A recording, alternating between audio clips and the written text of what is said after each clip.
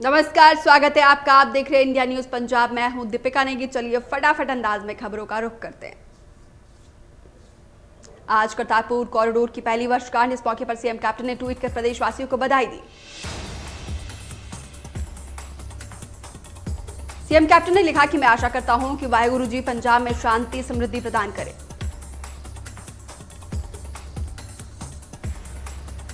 CM ने कहा कि मैं कॉरिडोर के फिर से खुलने की प्रतीक्षा कर रहा हूं ताकि मैं ऐतिहासिक गुरुद्वारे का खुले से दर्शन कर दीदार कर सकूं।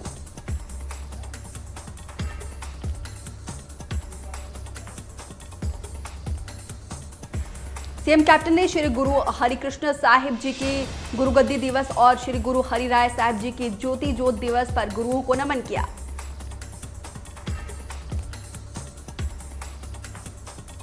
सीएम कैप्टन ने ट्वीट कर कहा कि बाला प्रीतम साहिब जी और श्री गुरु हरिकृष्ण साहिब जी के गुरुगद्दी दिवस पर सभी प्रदेशवासियों को लख लख बधाई।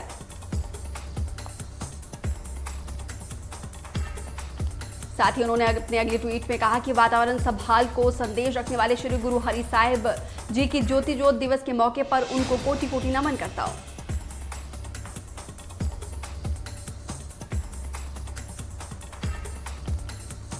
अकाली दल के प्रमुख सुखबीर सिंह बादल ने भी श्री गुरु हरिकृष्ण साहिब जी के गुरुगद्दी दिवस और श्री गुरु हरिराय साहिब जी के ज्योति ज्योत दिवस की शुभकामनाएं दी।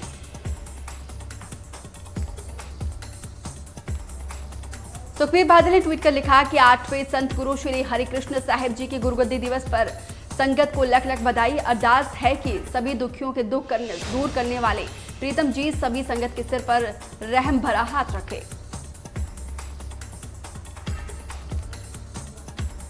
साथ ही सुखबीर सिंह बादल ने अपनी एक अलग ट्वीट में लिखा कि 7वें सतगुरु श्री गुरु हरिराय साहिब जी के ज्योति ज्योत दिवस के मौके पर गुरु के चरणों में कोटि कोटि नमन करता हूं। सुखबीर सिंह बादल ने ट्वीट में लिखा कि बादशाह जी के संगत को ऐसी जीवन जांच सिखाई है कि समाज जिम्मेदारियों की परपक्वता, कुदरत के साथ नजदीकी और परमात्मा के सिमरता की गरिमा साझे रूप से प्रदान करती है।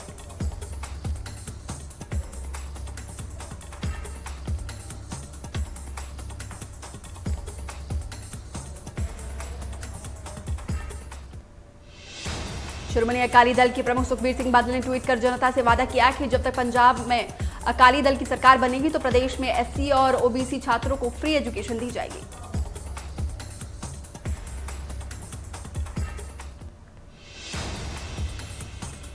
सुखबीर सिंह बादल ने कहा कि दोआबा क्षेत्र में बाबा साहेब अंबेडकर के नाम पर यूनिवर्सिटी खोली जाएगी ताकि पंजाब के युवाओं को बेहतर शिक्षा दी जा सके।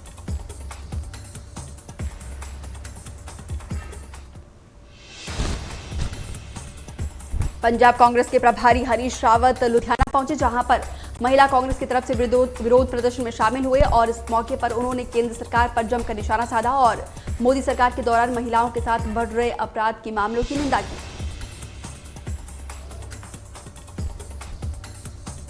वहीं पंजाब कांग्रेस में गुटबाजी को लेकर हरीश रावत ने कहा कि पार्टी के अंदर किसी तरह की कोई गुटबाजी नहीं है। कांग्रेस केंद्र सरकार की जन विरोधी नीतियों के खिलाफ एकजुट होकर लड़ रही है। इस दौरान हरीश रावत ने प्रदेश में एक बार फिर से कैप्टन सरकार बनने का दावा किया।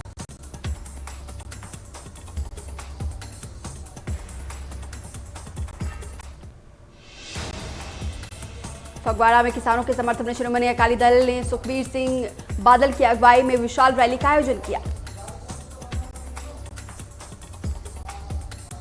इस मौके पर सुखबीर सिंह बादल ने पंजाब सरकार पर जमकर निशाना साधा और कहा कि अकाली दल किसानों के संघर्ष में कंधे से कंधा मिलाकर खड़ा है।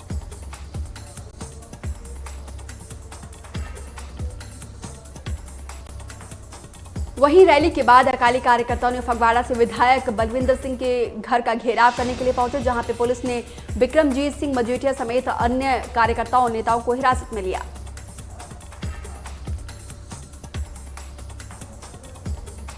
तरनतारन में पूर्व सांसद मेजर सिंह ओबेको परिवार के साथ दुख साझा करने के लिए शिरोमणि अकाली दल के प्रधान सुखबीर सिंह बादल पहुंचे और इस मौके पर बिक्रमजीत सिंह मजीठिया भी उनके घर पहुंचे। सुखबीर सिंह बादल ने कहा कि मेजर सिंह ओबेको की मृत्यु पार्टी और परिवार के लिए काफी दुखद है। पार्टी उनके योगदान को हमेशा याद रखेगी।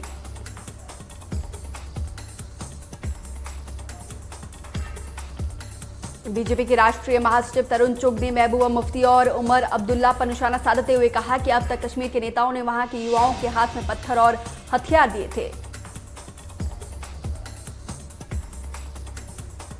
तरुण चुग ने कहा कि अब वक्त आ गया कि जम्मू कश्मीर के युवाओं के हाथों में कंप्यूटर और किताबें दी जाए ताकि उनका भविष्य बेहतर हो सके।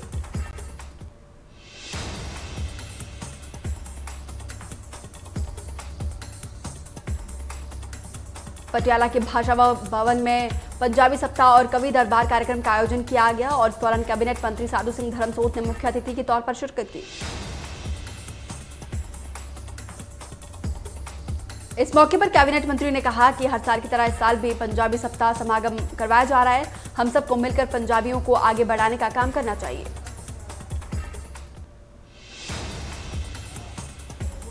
वहीं किसानों के मामले पर धर्मसोत ने कहा कि मैं किसानों के साथ खड़ा हूं और हमारी सरकार भी पूरी तरह से किसानों के साथ खड़ी है।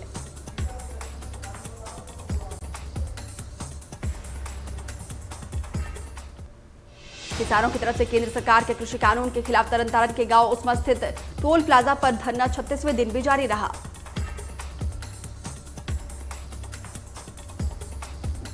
किसानों ने कहा कि इस बार टोल पर बैठकर और अपने घरों की छत पर बैठकर किसी कृषि कानून के खिलाफ काली दिवाली मनाएंगे। किसानों ने केंद्र को अल्टीमेटम देते हुए कहा कि जब तक इस कानून को वापस नहीं लिया जाता तब तक उनका धरना प्रदर्शन जारी रहेगा।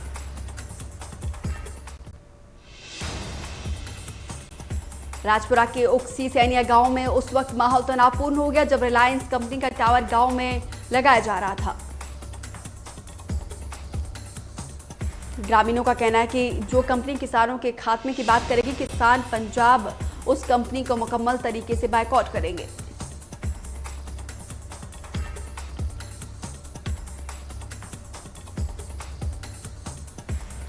पिछले काफी वक्त से पंजाब में कृषि कानून के खिलाफ किसानों का प्रदर्शन जारी है, जिससे किसानों ने रेलवे ट्रैक पर धरना प्रदर्शन हटा दिया है।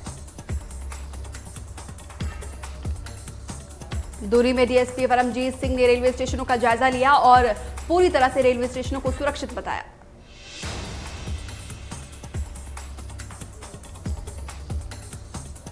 बठिंडा में जल सफाई sanitiser contractor union salary time पर नहीं मिलने के चलते कर्मचारियों ने विरोध प्रदर्शन किया।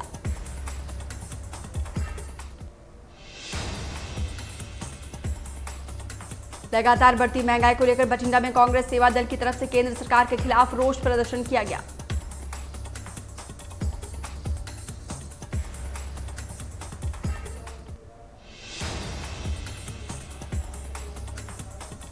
लुधियाना के समराला चौक पर महिला कांग्रेस की तरफ से केंद्र सरकार के खिलाफ जमकर नारेबाजी की गई।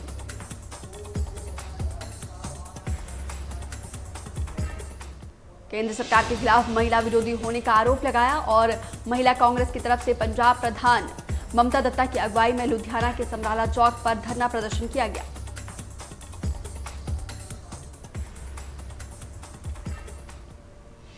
त्योहारों का सीजन जारी है। इस दौर में नकली मिठाइयां की बिक्री भी धड़ल्ले से हो रही है। वहीं मानसा जिले में आ रही मिठाइयों को लेकर पुलिस और स्वास्थ्य विभाग ने छापेमारी की। इस दौरान स्वास्थ्य विभाग ने 17 किलो डोरा मिठाई बरामद किया और मिठाई के सैंपल को एकत्र किया, जिसे जांच के लिए खरड़ लैब में भेज दिया है। स्वास्थ्य विभाग के ऑफिसर डॉक्टर गुरप्रीत सिंह ने बताया कि सैंपल की रिपोर्ट आने के बाद ही कार्रवाई की जाएगी।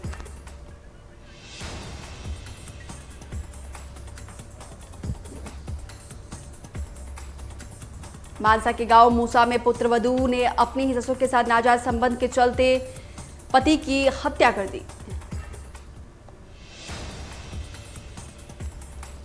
दोनों ने मृतक की खोज छिपाने के लिए चुपचाप लाश का अंतिम संस्कार भी किया। पुलिस ने दोनों के खिलाफ अलग अलग धाराओं के तहत मामला दर्ज करके गिरफ्तार कर लिया है।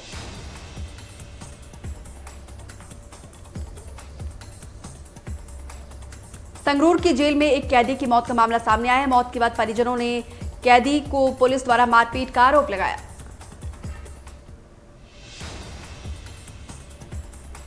वहीं मौके पर पहुंचे संगरूर के डीएसपी सतपाल शर्मा ने जज साहब की मौजूदगी में पोस्टमार्टम करवाने की बात कही। डीएसपी संगरूर ने कहा कि डॉक्टर्स का पैनल बनाया गया है, जो रिपोर्ट आएगी उसके आधार पर कार्रवाई की जाएगी।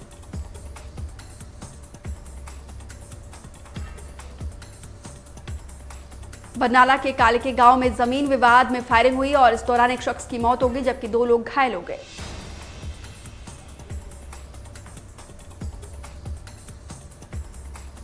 पीड़ित परिजनों के मुताबिक 15 साल पहले उन्होंने आरोपियों से जमीन खरीदी थी, जिसके बाद अब आरोपी की तरफ से जमीन पर कब्जा किया जा रहा है। वहीं एसपी ने कहा कि पुलिस पूरे मामले की जांच कर रही है, जल्दी आरोपियों को गिरफ्तार किया जाएगा।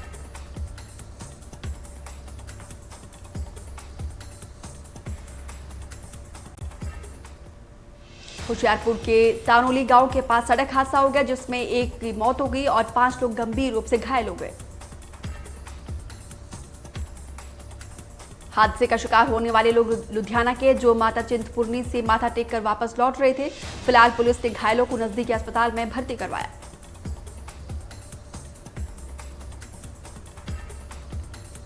लुधियाना के राजगढ़ गांव के पास दोहराम में अवैध माइनिंग का मामला सामने आया और पुलिस प्रशासन इससे बेखबर है।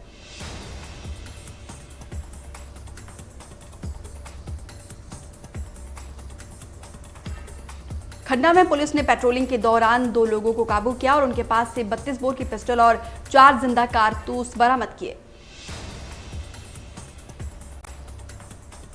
पकड़े गए आरोपियों में से एक अमृतसर का है, दूसरा उत्तर प्रदेश का रहने वाला। वहीं पुलिस ने आपराधिक रिकॉर्ड जानने के लिए इससे संबंधित क्षेत्रों में संपर्क किया जा रहा है।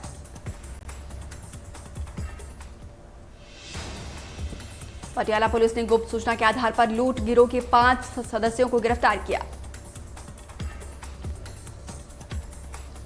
पटियाला पुलिस ने आरोपियों के पास से 21 मोबाइल फोन जब्त किए। फिलहाल पुलिस आरोपियों की पूछताछ में जुटी है।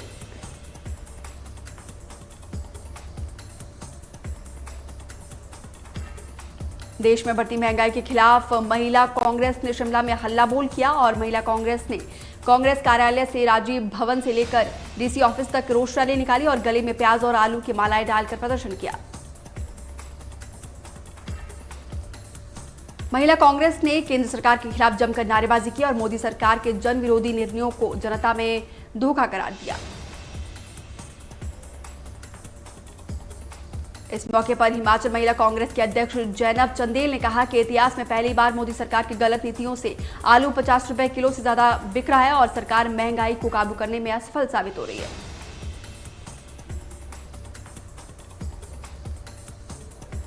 स्वास्थ्य मंत्री डॉक्टर राजीव सैजल रामपुर पहुंचे, जहां उन्होंने ग्रामीण और दूर दराज क्षेत्रों में स्वास्थ्य सेवाओं को बेहतर कराने का लक्ष्य दिया। अपने दौरे के दौरान राजीव सैजल ने किन्नौर से आते हुए 4 जिलों में स्वास्थ्य सेवाएं उपलब्ध करवाने के लिए महात्मा गांधी चिकित्सा सेवा परिसर खनेरी का भी निरीक्षण किया। डॉक्टर राजीव सैजल ने परिसर के पास बन रहे ट्रामा सेंटर के निर्माण कार्य को जल्द पूरा करने के दिशा निर्देश जारी किए।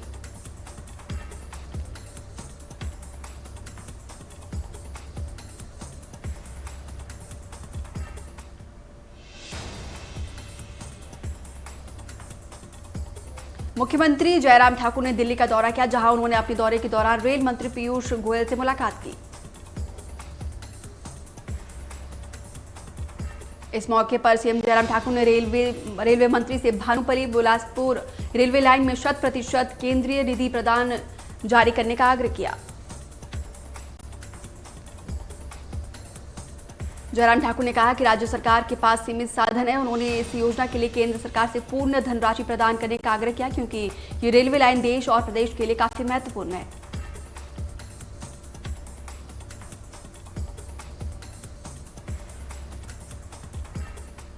हिमाचल प्रदेश के निचले इलाकों में पिछले 2 महीने से बारिश नहीं हो रही, जिसको लेकर किसान संकट में है।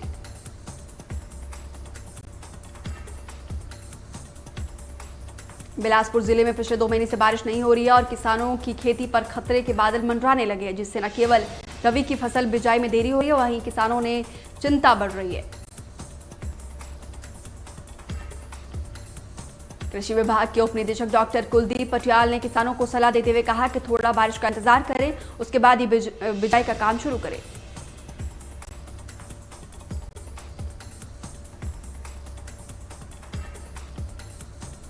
प्रदेश में प्रस्तावित पंचायती राज और स्थानीय निकाय के चुनाव को लेकर कांग्रेस ने कमर कस ली। इसी के तहत रविवार को कांग्रेस भवन नाहन में ब्लॉक कांग्रेस कमेटी ने बैठक का आयोजन किया। बैठक की अध्यक्षता पंचायती राज चुनाव के नाहन विधानसभा क्षेत्र हेतु तैनात किए गए प्रभारी और जिला परिषद अध्यक्ष दिलीप चौहान की अध्यक्षता में की गई।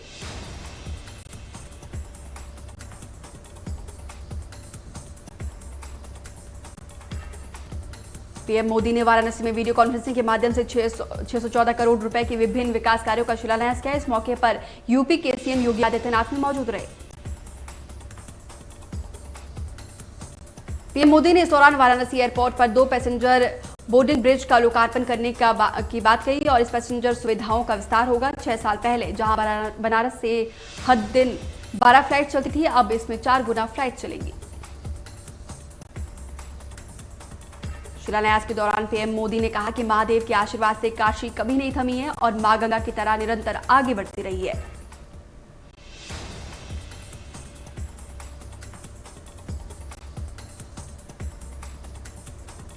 पीएम नरेंद्र मोदी 12 नवंबर को वीडियो कॉन्फ्रेंसिंग के माध्यम से जेएनयू परिसर में स्वामी विवेकानंद की प्रतिमा का अनावरण करेंगे। इस मौके पर जेएनयू के कुलपति एम जगदीश कुमार भी मौजूद रहेंगे।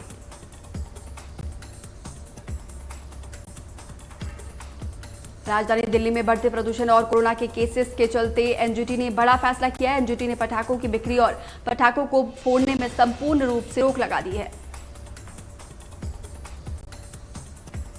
राजधानी दिल्ली में पटाखों पर एनजीटी की लगी ये रोक 10 नवंबर से शुरू होकर 30 नवंबर तक रहेगी। इस रोक के अंतर्गत त्योहारों को लेकर किसी के मौके पर पटाखों को फोड़ने वाले कार्रवाई की जाएगी।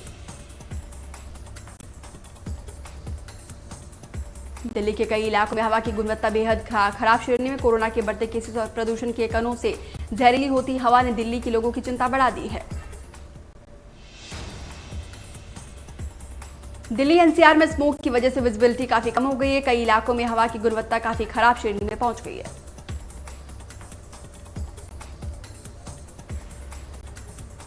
आईपीएल के दूसरे क्वालिफायर मैच में दिल्ली कैपिटल्स ने सनराइजर हैदराबाद को 17 रनों से मात दी है। इस जीत के साथ दिल्ली कैपिटल्स की टीम आईपीएल के फाइनल्स में पहुंच गई है।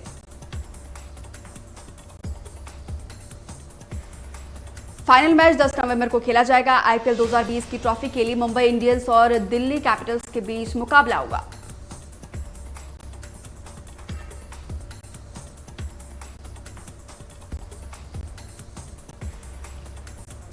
पूरी दुनिया में कोरोना के आंकड़े 5 करोड़ 73 लाख के पार। अब तक 12 लाख से ज्यादा मरीजों ने गंवाए जान। पूरी दुनिया में अब तक 1 करोड़ 36 लाख से ज्यादा एक्टिव केस। अमेरिका में कोरोना ने जमकर मचाई तबाही। कुल मरीजों का आंकड़ा हुआ 1 करोड़ के पार। अब तक 64,083 लाख से ज्यादा मरीज रिकवर। कोरोना के मामले में पूरी दुनिया में तीसरे नंबर पर ब्राजील है। अब तक 1,62,000 से ज्यादा मरीजों ने गंवाई जान। कुल मरीजों का आंकड़ा 56 लाख के पार। रूस में कोरोना मरीजों की संख्या लगातार बढ़ती जा रही है। कुल मरीजों का आंकड़ा 17 लाख के पार। अब भी 4 लाख से ज्यादा एक्टिव केस। 30,000 से ज्यादा मरीजों ने गंवाई जान। देश में 24 घंटे में 46,660 नए केस आए। 490 मरीजों ने गंवाई जान। 85,53,000 से ज्यादा एक्टिव केस। 5,09,000 से ज्यादा एक्टिव केसेस। महाराष्ट्र में कोरोना से एक दिन में हुई 125 मरीजों की मौत। कुल मौत का आंकड़ा 45,000 के पार। अब भी 96,000 से ज्यादा एक्टिव केस। तमिलनाडु में कोरोना से हाहाकार। एक दिन में सामने 2,000 से ज्यादा नए केस। अब भी 19,000 से ज्यादा एक्टिव केस। अब तक 11,000 से ज्यादा मरीजों ने गंवाई जान।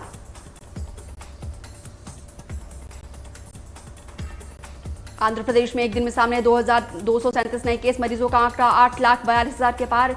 21,000 से ज्यादा एक्टिव केस।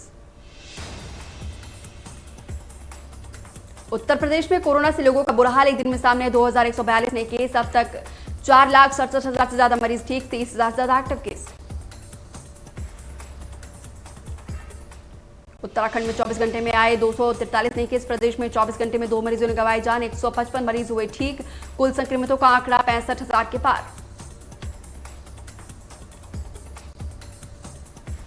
राजस्थान में कोरोना के 16,000 से ज्यादा एक्टिव केस। एक दिन में 1,872 नए केस आए। मरीजों का आंकड़ा 2,11,000 के पार।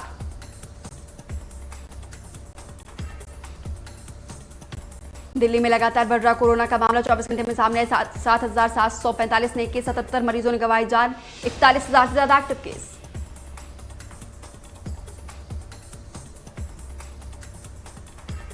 हरियाणा में कोरोना के 2,380 नए केस। 15 मरीजों ने गंवाई जान। प्रदेश में कोरोना का आंकड़ा 1,82,000 के पार।